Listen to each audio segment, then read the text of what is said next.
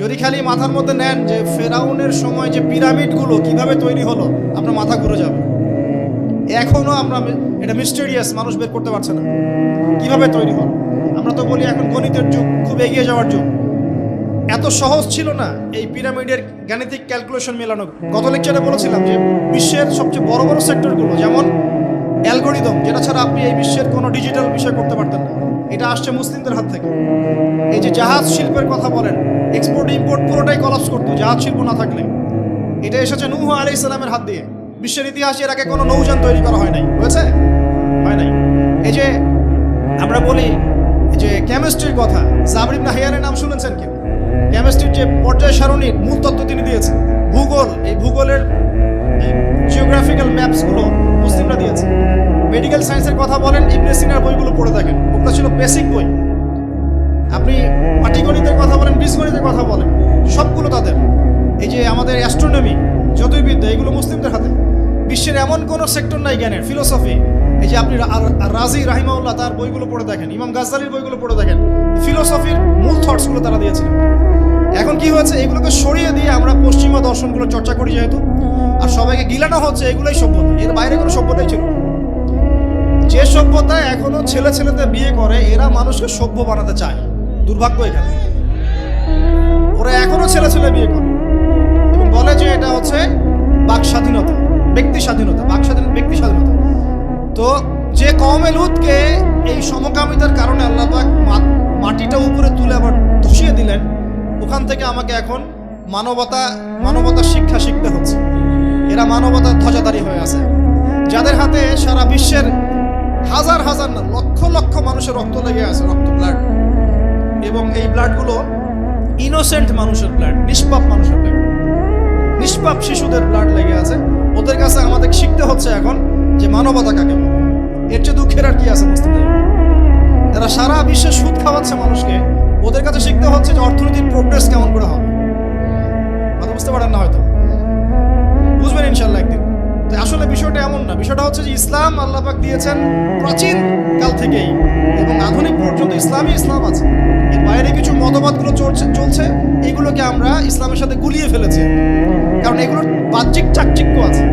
দেখে মনে হয় যে বস্তুবাদী সভ্যতা, mills and factories and finance, economic sector অনেক স্ট্রং, অনেক মিলিটারি পাওয়ার, পারমাণবিক ওয়েপন্স, এগুলো দেখলে মানুষের চোখ ধাঁধিয়ে যায়।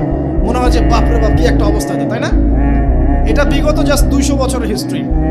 এর আগ পর্যন্ত আপনি যা দেখবেন সবই ইসলাম। লাস্ট 200 বছরে কি হয়েছে? লাস্ট 200 বছরে আমরা আমাদের খিলাফা হারিয়ে ফেলেছি। মুসলিম যুবকরা নামাজ ছেড়ে দিয়েছে, সুন্নত ছেড়ে দিয়েছে, কোরআন থেকে আমরা দূরে সরে আসছি। ইসলামের দায়িত্ব দিয়ে দিয়েছি শুধু আলেম ওলামার কাঁধে, তারাই ইসলাম পালন করবে, আমরা এর মধ্যে নাই। ঠিক আছে? আমাদের মা বোনরা পর্দা ছেড়ে দিয়েছে। হাজরার মতো স্ত্রী নাই ঘরে, ইব্রাহিম ইসমাইলের মতো সন্তান হচ্ছে না, ইব্রাহিমের মতো পিতা নাই, সন্তান হচ্ছে না। বস্তুবাদী, সারা জীবন দুনিয়া নিয়ে ব্যস্ত, বাড়ি গাড়ি, টাকা করে, স্ট্যাটাস, দ্যাটস অল। আমাদের এখন চিন্তা ভাবনা এরকম। যুবকরা দেখবেন যে ফিফা টিফা নিয়ে পড়ে আছে, নেইমার মেসি নিয়ে পড়ে আছে। ওদের চিন্তাই নাই যে আল্লাহ পাক যে তাকে পৃথিবীতে পাঠিয়েছেন দিনটা প্রচার প্রসার প্রতিষ্ঠা করার জন্য, ফিকিরই নাই। কেন হবে না আমাদের অবস্থা এখন সেটা বলেন। কত পার্সেন্ট মানুষ দেখাবেন নামাজ পড়ে 5 ওয়াক্ত? কত পার্সেন্ট মুসলিম দেখাবেন যে কোরআনটা বিশুদ্ধ করে তেলাওয়াত করতে পারে? যে জাতি কোরআন তেলাওয়াত করতে পারে না, ওই জাতি বিজয় পাবে নাকি? একটা বই লিখে আছে, একটা কমন মানে একটা ফেস, অনেক বই দেখেছি, একটা বই দেখলাম সেদিন যে অমুসলিমদের ব্যাপারে বলা হচ্ছে তারা হচ্ছে একটা ওর্স্ট জিনিস, মানে যেটা খারাপ জিনিস, এর সফল প্রচারক। আর মুসলিমদের ব্যাপারে বলা হচ্ছে মুসলিমরা একটা সুপিরিয়র একটা জিনিস তাদের কাছে আছে, মানে ইসলাম, এর ওর্স্ট প্রচারক, মানে খারাপ প্রচারক। মানে বোঝাচ্ছে যে ইসলাম আমাদের কাছে আছে না, সবচেয়ে পিওর একটা জিনিস, এই পিওর জিনিসটার সবচেয়ে খারাপ প্রচারক আমরা।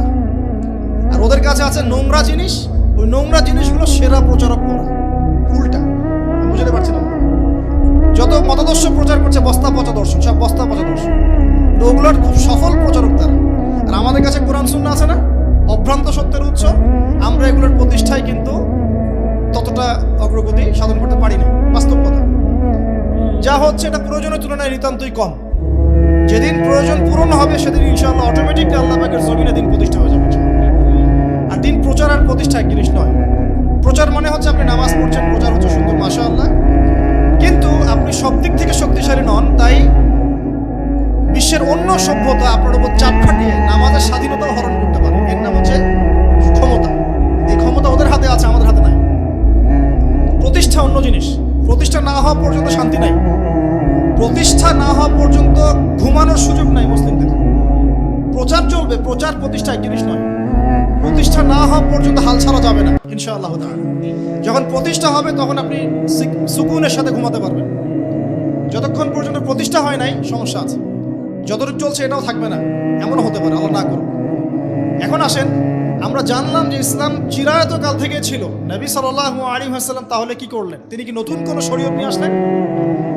হ্যাঁ, তিনি শরীয়ত নিয়ে এসেছেন ঠিকই, কিন্তু তিনি মানে নতুন কোনো ধর্ম প্রবর্তন করেন নাই। আমাদের একটা ভুল আছে কনসেপ্ট। আমরা বলি ইসলাম ধর্মের প্রবর্তককে নিচে লেখা থাকে সাধারণ জ্ঞান বইয়ে মুহাম্মদ সাল্লাল্লাহু আলাইহি ওয়াসাল্লাম। তা মুহাম্মদ সাল্লাল্লাহু আলাইহি ওয়াসাল্লাম কি ইসলাম নতুন করে প্রবর্তন করেছিলেন? বরং নতুন করে তিনি শরীয়তটা প্রচার করেছেন। তিনি কি লা ইলাহা ইল্লাল্লাহের দাওয়াত ছাড়া অন্য কোনো দাওয়াত দিয়েছেন? আর নূহ আলাইহিস সালামও তো লা ইলাহা ইল্লাল্লাহেরই দাওয়াত দিয়েছেন।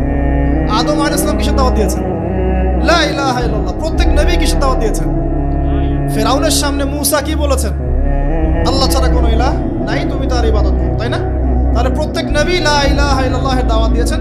নবী সাল্লাল্লাহু আলাইহি ওয়াসাল্লামের সময় এটাকে রিফর্ম করা হয়েছে, মানে শরীয়তটাকে নতুন নবায়ন করা হয়েছে। তো নবী সাল্লাল্লাহু আলাইহি ওয়াসাল্লামের শরীয়ত আসার পর আগের শরীয়তগুলো চলবে কিনা? চলবে? যদি কেউ মনে করে নবী সাল্লাল্লাহু আলাইহি ওয়াসাল্লামের শরীয়ত আসার পরেও আগেরগুলোও চলবে, তাহলে কুফরের মতো থাকবে, থাকবে না? এখন এখান থেকে আমি আপনাকে বাকি অর্ধেকের দিকে নিয়ে আসি, একটু খেয়াল করেন। নবী সাল্লাল্লাহু আলাইহি ওয়াসাল্লামের এই ইসলাম প্রচার প্রসার আর প্রতিষ্ঠা করতে 23 বছর লেগেছে। কত বছর?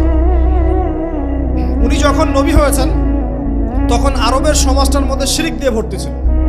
শিরক আর শিরক, যে কোনো এমন কোনো শিরক নাই যেটা আরবে ছিল না। ঠিক আছে, স্ট্যাচু ওয়ার্শিপ হতে পারে, কবর পূজা হতে পারে, মৃত মানুষের পূজা হতে পারে, নাস্তিকতার চর্চা হতে পারে, সমস্ত শিরকের প্রোগ্রাম আরবে ছিল। ওই সময়ে সুদের প্রচলন ছিল। ইকোনমিক সেকশনে মানুষ সুদ খাইত। ওই সময় মদ ছিল, মদ মানুষ অ্যাভেলেবল মদ পান করত। নারীর অবমাননা ছিল, মেয়েদেরকে খুব একটা মূল্যায়ন করা হতো। আর গোত্রীয় হানাহানি ছিল, মানে গোত্রে গোত্রে হানাহানি। একটু অবজার্ভ করেন, এই 5টা সমস্যা কি এখন নাই? এখনকার বিশ্বে নাই। বরং শিরকের এখন গ্লোবালাইজেশন হয়েছে, হয় নাই? ইকোনমিক সেকশনে সুদের গ্লোবালাইজেশন হয়েছে না?